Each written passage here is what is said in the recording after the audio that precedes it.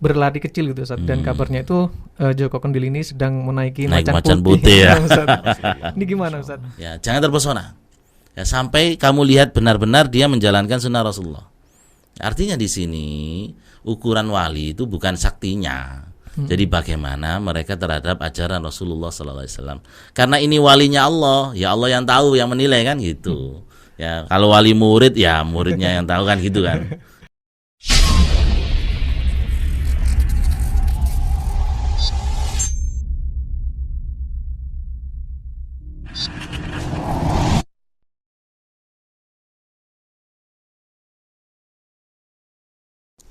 Bismillah, Assalamualaikum warahmatullahi wabarakatuh. Keluarga muslim, para pemirsa dimanapun Anda berada, rahimakumullah. Alhamdulillah, wassalatu wassalamu ala rasulillah wa ala alihi wa sahbihi ajma'in, amma ba'd.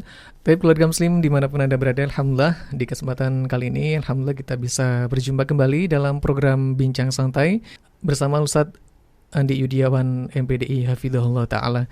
Nah, dan sebelumnya kita sapa Ustadz kita terlebih dahulu. Assalamualaikum Ustadz. Waalaikumsalam warahmatullahi wabarakatuh. Gimana kabarnya Ustadz? Alhamdulillah khair ya. Baik Ustadz, Alhamdulillah bisa ketemu lagi nih Ustadz. Alhamdulillah. Nah, untuk kesempatan kali ini kita akan ngobrol tentang wali. Nah, Ya. tapi Ustadz, baru-baru ini sedang viral Ustadz, yaitu sebuah video yang mana ada seorang laki-laki yang berpakaian yang sangat menarik gitu Ustadz. Nah. Kalau kita lihat itu Ustadz. Dan di beritanya ini diberitakan bahwa laki-laki tersebut adalah wali. Nah, banyak orang yang masyarakat kita itu bersalaman dengan sosok Joko Kendil ini Ustadz. Karena dianggap sakti, dan juga beritanya itu kan Joko Kendil ini pindah-pindah dari satu tempat ke tempat yang lain dengan berlari kecil gitu Ustaz. Dan kabarnya itu Joko Kendil ini sedang menaiki macan putih ya. Ini gimana Ustaz tanggapan tentang berita yang demikian ini Ustaz? Iya, makanya kita ini yang kita bangun ya adalah bagaimana kita menjadi orang-orang yang bertauhid dengan benar. Ya, di antara tauhid dengan benar ini kita hindari khurafat. Ya, seperti itu kan ya, macam khurafat dan sebagainya. Jadi fenomena-fenomena itu memang terbangun dari menunjukkan apa yang terjadi di masyarakat kita selama ini. Jadi kita perlu lagi melakukan pencerahan terhadap masyarakat ya. Adapun kemudian bersalaman atau ngalap berkah dan lain sebagainya kepada dia ya. Ya. Karena beritanya ini kan diberitakan viral tentang wali ini Ustaz. Nah Ustaz, untuk wali sendiri itu Ustaz, definisinya gimana Ustaz dalam menurut pandangan Ahlussunnah Ustaz? Nah, jadi kalau kita menilai fenomena yang terjadi ini sebenarnya kita prihatin ya. Nah Ustaz. Ya, apa yang ada di masyarakat kita tentang mindset mereka tentang wali. Jadi sehingga wali ini adalah sebenarnya di dalam agama ini adalah sesuatu yang mulia istilahnya. Jadi ini disematkan pada rata-rata ya. Jadi kalau yang aneh-aneh itu orangnya aneh, bahkan ini gila sampai gitu ya, nyeleneh dan sebagainya. Masya Allah ya. Jadi Allah itu menyebutkan walinya itu siapa itu di dalam surah Yunus, nanti bisa dibuka ayat 62 63. Ya, Allah Subhanahu wa taala berfirman, ala inna auliya Allah la khaufun alaihim wa lahum yahzanun. Jadi ketahuilah ya, sesungguhnya wali-wali Allah itu tidaklah mereka ada rasa takut dan tidak sedih. Artinya tidak rasa takut itu apa mafhum mukhalanya? Tidak takut itu berarti apa? Dikasih keamanan oleh Allah. Ya, dan tidak sedih berarti apa? Dikasih kebahagiaan. Jadi ketahuilah ya, sesungguhnya wali-waliku, walinya Allah. Ya, mereka ini dikasih keamanan oleh Allah fid dunya wal akhirah, dan kebahagiaan fid dunya wal akhirah. Siapa mereka? Di ayat selanjutnya dijelaskan oleh Allah, alladzina amanu wa kanu yattaqun. Yakni mereka orang yang beriman dan mereka itu bertakwa. Jadi jelas di sini. Bahkan di hadis Rasulullah sallallahu alaihi wasallam itu ada di hadis Arba'in ya, ini riwayat Bukhari, Arba'in Nawawi. Ya. Bahwasanya Allah itu dalam hadis qudsi mengatakan, man adali waliyan. Siapa yang memusuhi waliku, ya, faqad adzantuhu bil harb, maka aku umumkan perang pada dia. Ya, siapa itu? Ini dijelaskan sebenarnya di kalimat ini. Wa ma yataqarrabu ilayya 'abdi bi syai'in ahabbu ilayya mimma aftaratuhu alaihi. Ya, yakni apa? Yang mereka tidaklah seorang hambaku ini mendekatkan diriku ya sampai aku mencintainya, yakni dengan apa? Dengan apa yang aku wajibkan kepadanya. Wa ma yazalu abdi, ya, dan tidaklah hambaku itu yataqarrabu ilayya bin nawafili hatta uhibbahu. Dan juga apa? Dia selalu mendekatkan padaku dengan yang sunnah-sunnah, menambahinya dengan yang sunnah sampai aku mencintainya. Jelas di sini siapa walinya Allah, yakni yang menjalankan kewajiban-kewajiban dari Allah, kemudian menambahi dengan sunnah-sunnahnya. Masya Allah jelas. Jadi selama ini kan kita mengartikan yes, wali itu yang keluar dari syariatnya Nabi Muhammad SAW. Masya Allah ya. Jadi kita lihat saja Rasulullah SAW, para sahabat yang mulia misalnya yang kita kenal ya, yang kenal Abu Bakar, Umar, Utsman, Ali. Adakah mereka yang keluar dari syariatnya Nabi Muhammad? Nabi Muhammad adakah yang keluar dari syariatnya sendiri? Bahkan 14 hari sakit Rasulullah itu tetap sholat. Ya, ada orang yang mengatakan, oh, tingkatan wali nggak perlu sholat seperti itu. Ya, penampilannya pun ya situ bersih, ya normal, nggak ada yang nyeleneh dari para sahabat radhiyallahu anhum ajmain. Berita terbarunya itu ternyata Joko Kendil ini adalah seorang ODGJ, Ustaz. Orang dalam gangguan jiwa gitu, Ustaz. Nah, ini juga kadang apa ya, kalau kita lihat cenderung apa, seperti melecehkan orang-orang soleh. Masa orang-orang soleh itu harus sampai gila gitu kan? Ya, nah, Ustaz. Ya. Tapi Ustaz, tentang wali sendiri, Ustaz, apakah harus selalu menampakkan kesaktian kayak gitu, Ustaz? Atau gimana, Ustaz? Ya, tentang bahkan, karomah itu Masya sendiri, Allah ya. Ustaz. Jadi sudah diingatkan sebenarnya oleh Imam Syafi'i. Oh, Masya Allah. Ya, yang artinya begini beliau ucapannya. Jangan kalian terpesona oleh orang yang apa? Orang yang sampai dia ya sholat di atas air, jalan di atas apa daun, sampai kalian melihat mereka terhadap apa sunnahnya Rasulullah. Masya Allah. Ya, jangan terpesona. Ya, sampai kamu lihat benar-benar dia menjalankan sunnah Rasulullah. Artinya di sini ukuran wali itu bukan saktinya. Jadi bagaimana mereka terhadap ajaran Rasulullah SAW. Karena ini walinya Allah, ya Allah yang tahu, yang menilai kan gitu. Ya, kalau wali murid ya muridnya yang tahu kan gitu kan. Ya, dan lain sebagainya pun. Kemudian tentang tadi apakah sakti dan lain sebagainya, ini harus kita bedakan. Memang kalau dalam Rasulullah, dalam para nabi itu namanya mukjizat. Ya, kalau terhadap orang-orang soleh ada namanya karomah, kemuliaan. Ya, apa bedanya dengan sihir? Bedanya adalah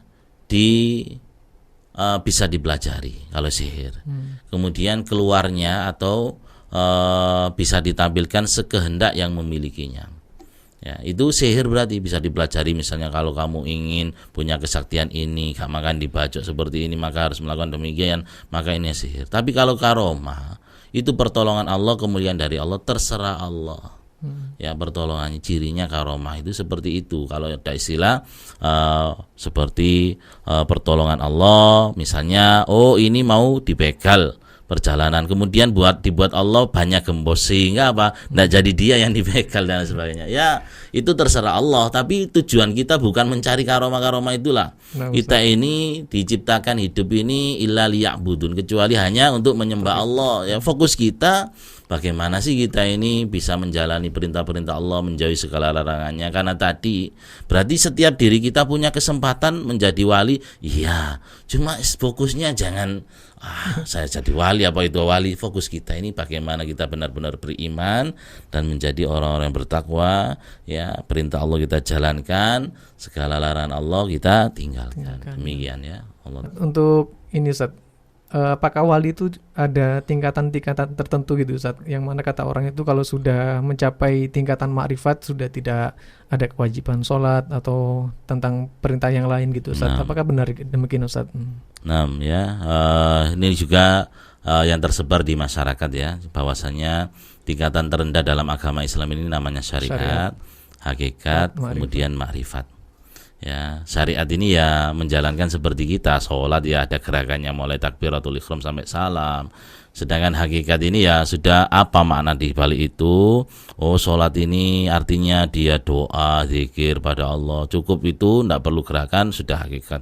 Atau bahkan tingkatan yang makrifat ini sudah kasyaf, bisa melihat Allah, atau bahkan wihdatul wujud, atau bahasa Jawanya itu manunggaling kawula Gusti.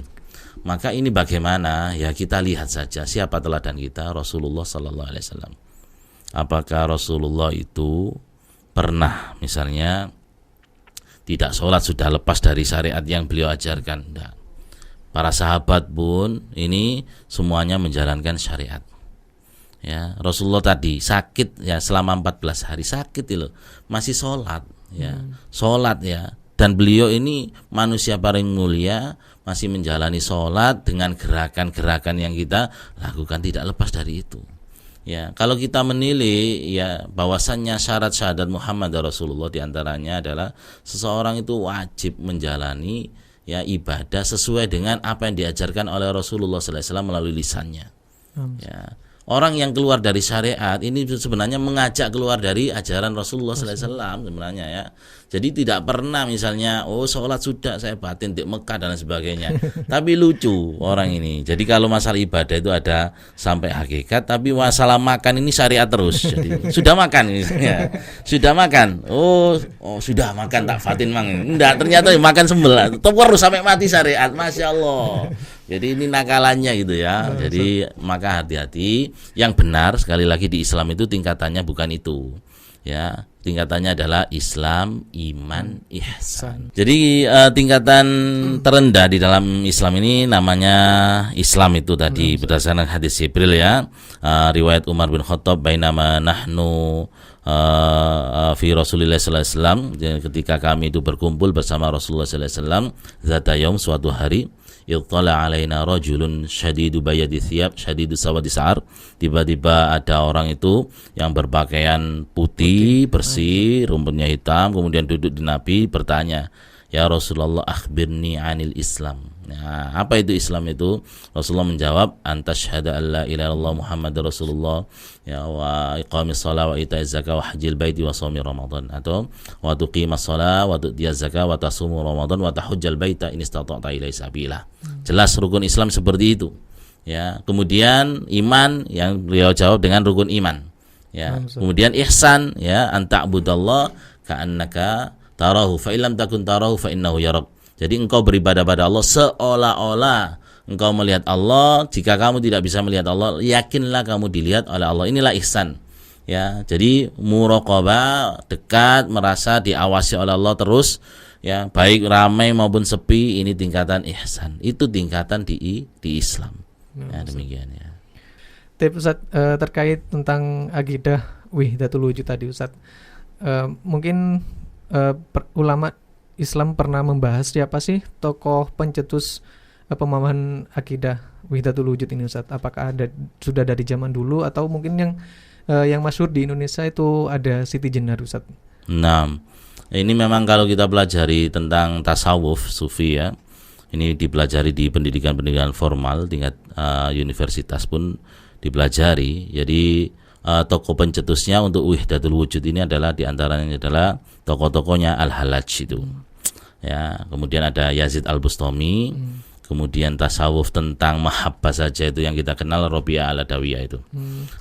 Adapun di Indonesia yang terkenal untuk wahdatul wujud atau manunggaling kawul Gusti adalah Siti Jenar itu. Nah, inilah kalau kita lihat ya akidahnya Wali Songo ketika di sidang. Ya, itu kan Siti Jenar kan sampai dihukum pancung, dihukum mati. Itu berarti apa? Akidah Ahlus Sunnah dari Wali Songo tidak mengenal itu. Itu mengkafirkan ya pelaku yang menganggap sebagai wahdatul wujud sampai dihukum oleh Wali Songo penggal seperti itu.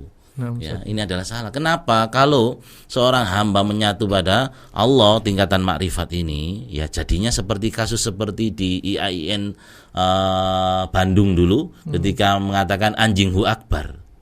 Ya, dimanapun ada Allah, di anjing itu Allah. Itu kan argumentasi mahasiswa yang mengatakan demikian rusak. Nah, ini juga berawal dari di mana Allah, pertanyaannya lagi ketika menjawab di mana-mana di dalam diri kita juga ini jadi menyatu, ini terkait dengan akidah itu juga. Ya, demikian. Tapi Ustaz, menjadi fenomena di mana di kalangan masyarakat kita itu mengaku cinta Wali Songo, tapi di lain sisi mengagumi Siti Jenar gitu Ustaz. Iya, jadi memang Siti Jenar sebelum menyimpang bagian dari Wali Songo. Jadi Wali Songo itu gini loh. Jadi tidak tetap anggotanya. Jadi 9 ada yang keluar, ada yang masuk. Setiap periode ada yang wafat digantikan gitu loh. Ya, termasuk dulu sesi jenar itu anggota. Kemudian ketika dipanggil rapat seperti itu ya, dan tidak ada sesi jenar, ada adanya Allah. Kemudian disuruh panggil Allah, tidak ada. Akhirnya panggilnya sesi jenar dan Allah datang dan sebagainya. Itu kan penyimpangan yang terjadi.